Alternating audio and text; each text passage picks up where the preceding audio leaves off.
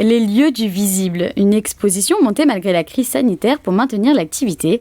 En attendant le retour du public, l'exposition est accessible aux professionnels et à destination des scolaires. Comme tous les lieux culturels, on peut ouvrir uniquement sur rendez-vous. Donc on reçoit des petits groupes de professionnels dans l'exposition assez régulièrement. Une exposition collective qui réunit 4 artistes au programme peinture, photographie, sculpture et dessin.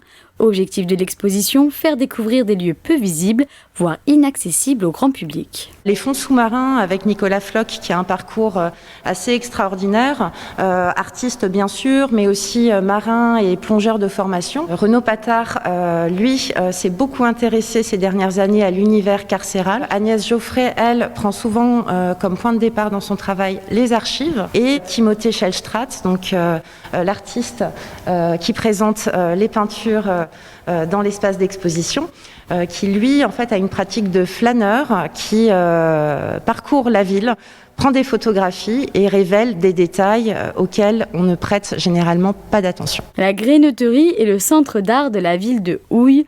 Le lieu était à l'origine une ferme devenue une grenetterie dans les années 50, d'où son nom.